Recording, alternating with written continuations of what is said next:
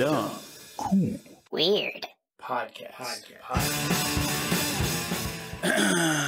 Welcome to the Dumb, Cool, Weird podcast. We just watched Night of the Comet, which was not the greatest movie, but a really okay movie. Yeah, this will be finishing out the month of October for our Halloween episodes. Yeah, Wes, I'm going to be honest with you. I didn't know what to expect from this movie, but zombies was not one of them. Yeah, I'm going to be honest with you. I've never seen this movie either. So basically, this is a movie that starts off with like a little bit of backstory about how this comet came by and killed pretty much all the dinosaurs 65 million years ago, and then we cut to humans Watching getting it. excited about the new comet that was coming. And then they set a think tank. Yeah, a think tank full of like scary military security people and scientists were living underground. Yeah, and they were like, "Oh, we know it's coming." And but then, we're not going to warn anybody. Yep. So basically, people stay out. They watch the comet. Then the comet becomes a psychedelic acid trip that can cause seizures. Yep. Yeah. And then everybody starts scratching their skin, and then we meet some of our main characters: a young blonde, an older sister who has likes to sleep with the projectionist at her movie theater she works at. Yep. And pretty much everybody dies. They wake up the next day. Everyone's dust. Everyone's dust. And then the projectionist guy, for some reason, he's waiting for a guy to take his bootleg film, and he gets hit in the head by a zombie with the monkey wrench twice, and He gets pulled away. and that's the first time we get introduced to the zombies, and eventually, the chick number one, we forgot their names, didn't we? I don't remember the names. Yeah, you know what? It doesn't matter.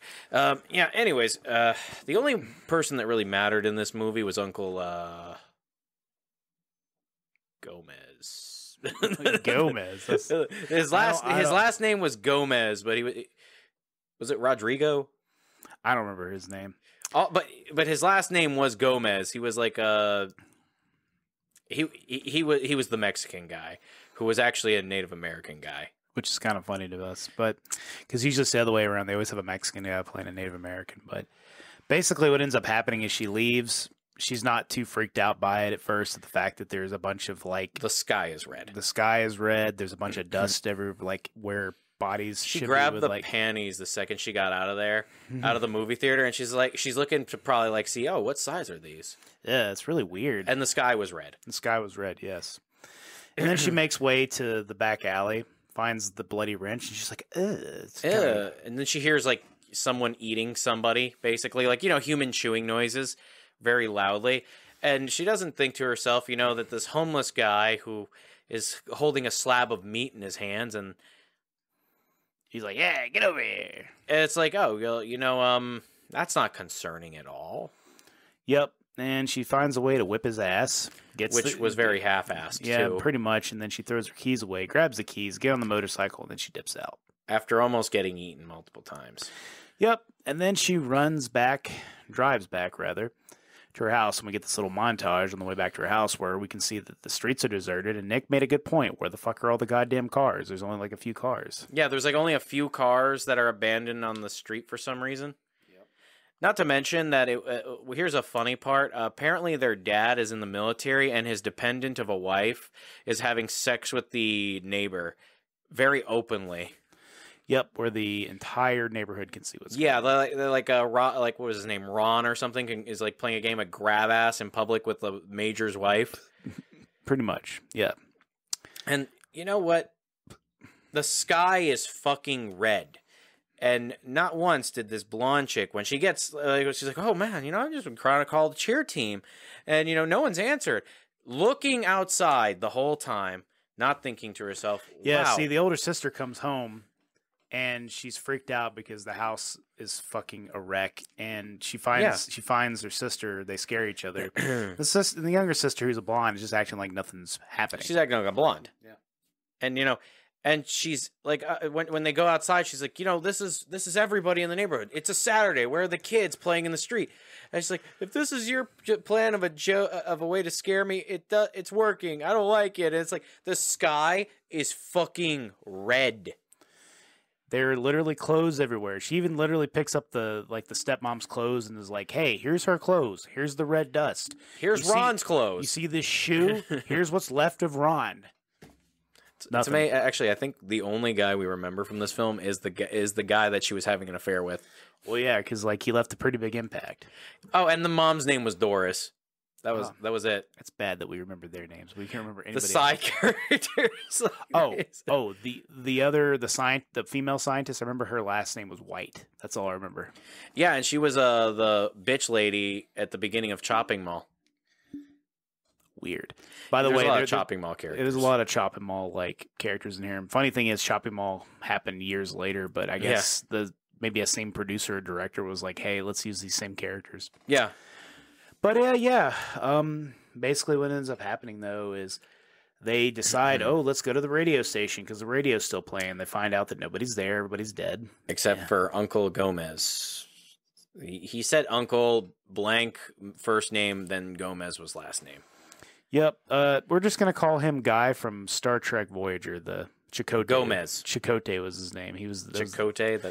That was the name of the guy from Star Trek. What Voyager. if he was just a Mexican guy playing a Native American guy? And yeah, I don't want to think about that, but I mean, to be fair, it's like you said, it's always like a Mexican guy playing a Native American guy, and maybe this is the first time it's a switcheroo where it's the Native American guy playing the Mexican guy. Could be, but he's got him stuck up, and he's like, yeah, don't worry, I checked out for zombies. Like later on, when everyone checks out. No, the best scene is when the sister, the blonde sister, had the double nightmare about the cops, the zombie cops. Yeah, that was actually legitimately a little creepy. It was. We never saw these zombie cops. But I will say they end up going their separate ways the next day, and the two sisters end up find a cop car, and they do find like cop machine guns and start shooting like. I don't think, but that's the thing that doesn't make sense. The cops didn't have Uzis in the 80s. Oh, I guess they stole those from a store then. Yeah, but that doesn't make sense, right? Like, why did they steal those from the store but nothing else? I don't know. I mean, why the hell was the I keep calling him Chakotay. Why was Chicano? Why did the other guy go back to his mom's house? Yeah, and then he runs into the zombie kid, and he's like, "I'm not gonna kill the zombie." You're lucky I like kids. It's dead. It's not even a child anymore. Yeah, pretty much. It's a walking corpse. Yep, and then after the girls have shooting practice, they're like, "Hey, let's go to the mall," and they go to wasting a large amount of ammunition. And then we get a fucking montage of them trying on clothes, listening to Cyndi Lauper's "Girls Just Want to Have Fun," but it didn't sound like Cyndi Lauper. It sounded like somebody else was singing it. Probably was still Cyndi Lauper. Just a really shitty version of the song. Yep, and then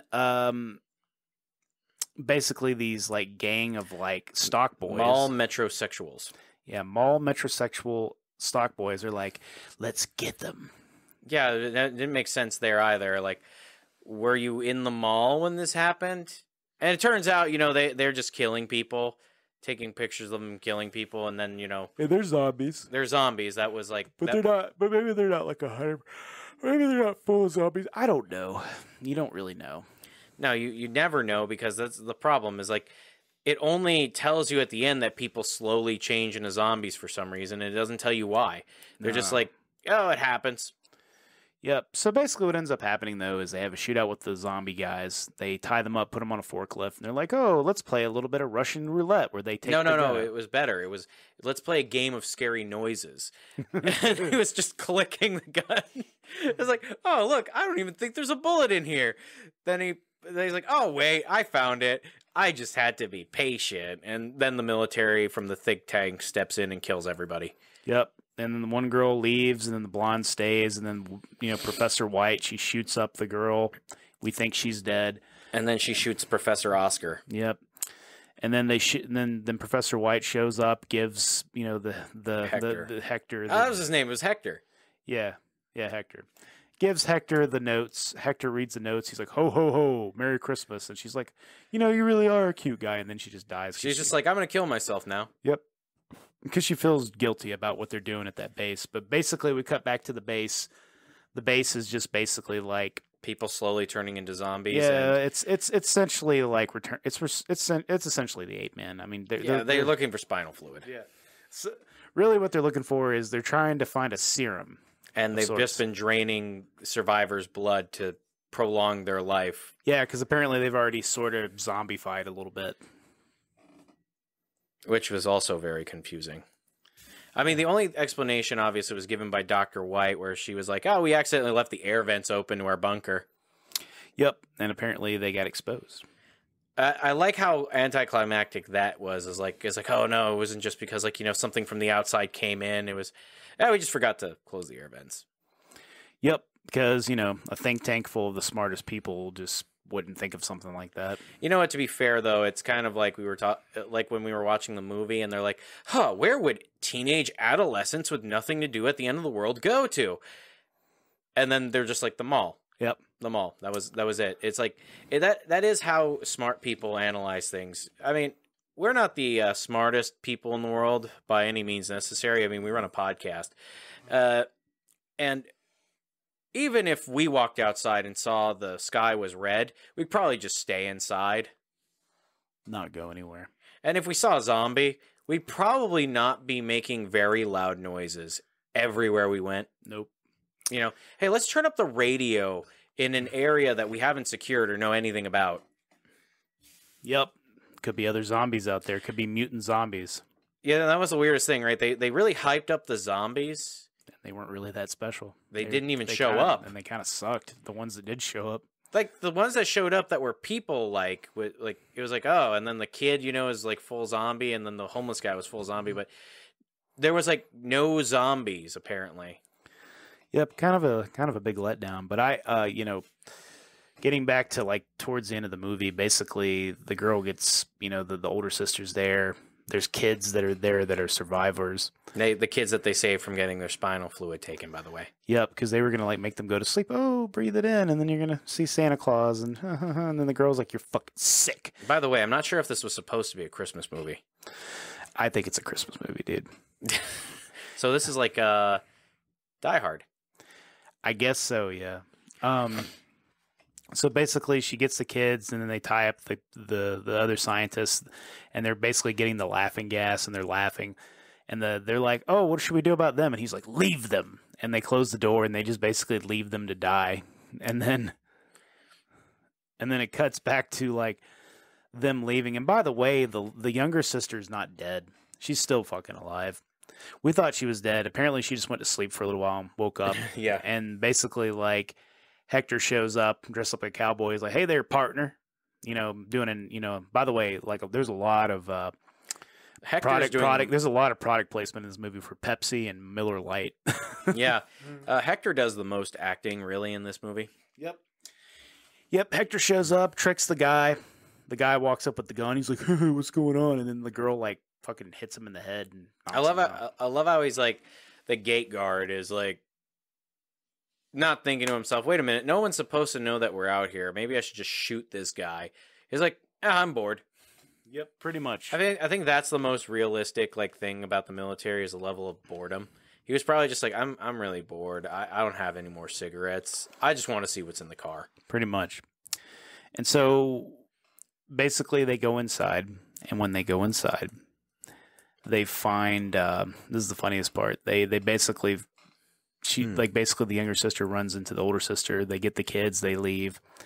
And then as they're trying to leave, Hector's rigging up all the cars to explode. Yep, and then they're driving off, and then they stop because the scientists are like, "Oh, we gotta get them." And then like all of a sudden, like one of the scientists, he just starts turning into a zombie. I mean, it was a few scenes ago, he put on his sunglasses to indicate that he was becoming a zombie. Yep. And then as they were getting into the car, the one guy's like, "Do you smell gasoline?" And then he's like zombified, and he's like, "Shut up." Just wants to die. He turns on the car, explodes. And then they get attacked by one of the scientists, and he's a zombie. And then they fucking kill him and shoot him. And that's the end of the movie. We basically cut to a part where they're all dressed up in these dumb outfits, taking pictures. In L.A. And they're throwing away guns.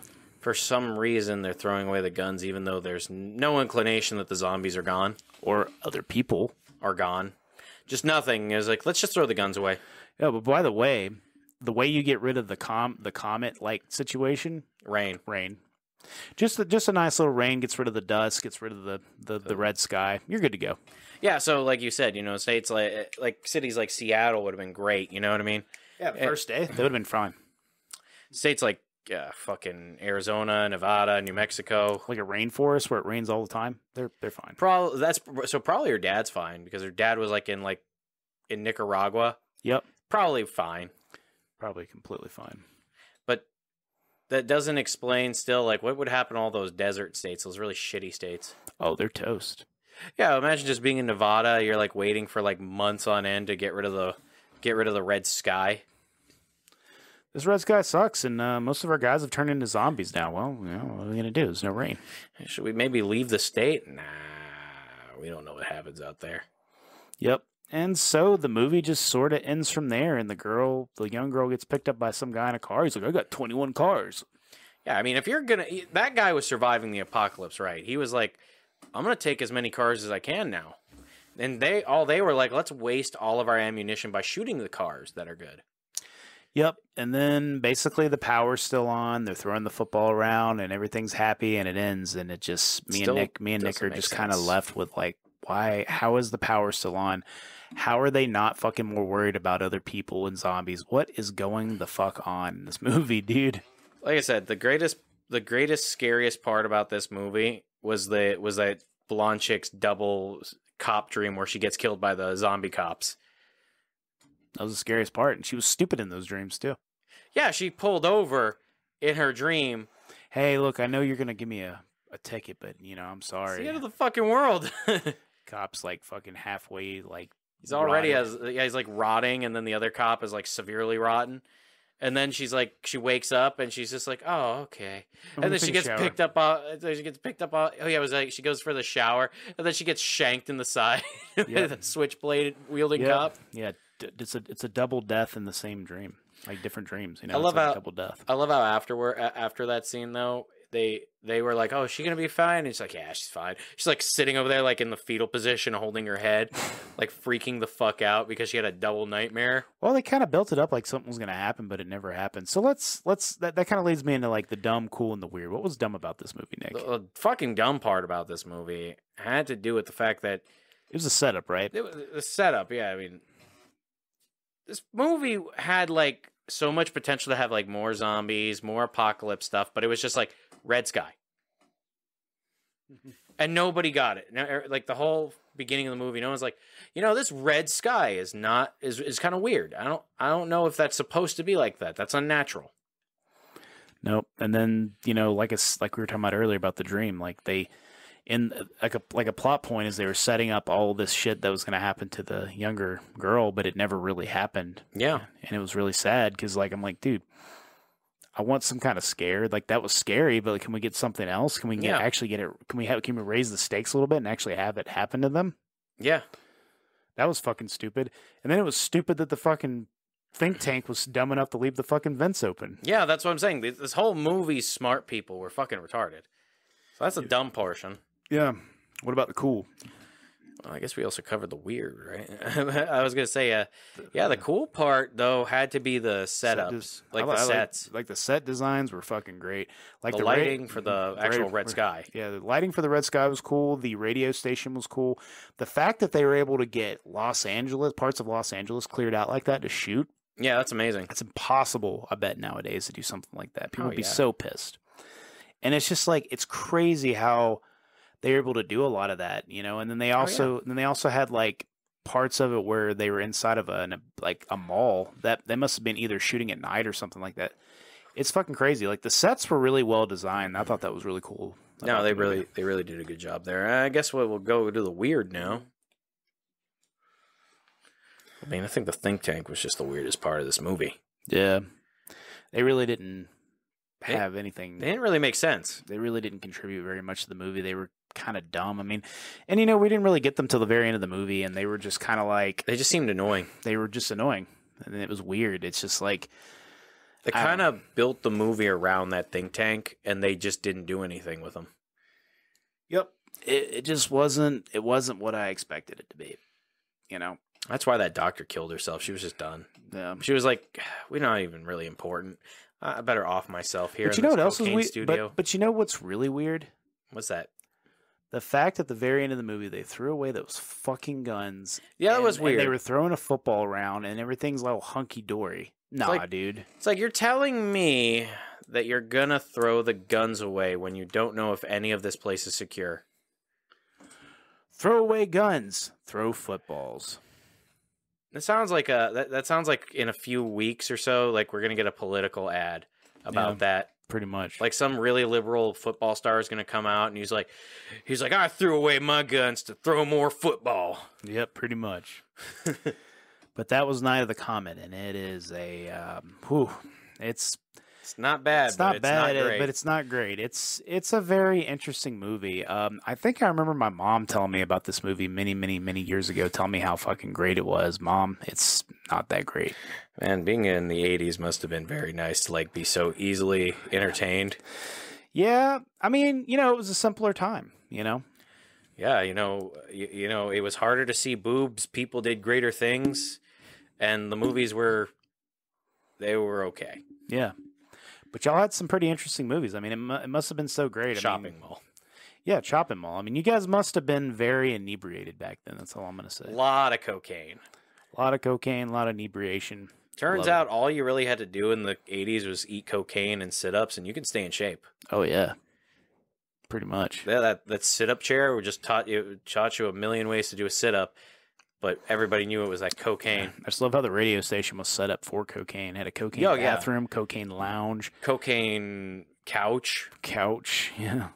It was all about neon cocaine. lights everywhere. I mean, that's how they stayed. It's like you said when we were watching it. You were like, oh, we're always going to be skinny forever. I don't know how we get so skinny. Yeah, and you got a guy in the corner like dipping a small spoon and rubbing his gums with cocaine. Yeah, we're going to be skinny forever. We don't have to do anything. And then the 90s happens and they all got fat and died. Yeah. But check out the Dumb Cool Weird podcast. Oh, absolutely. Check out our merch. Check out our websites. Buy stuff. Yeah, buy stuff. Do all kinds of stuff.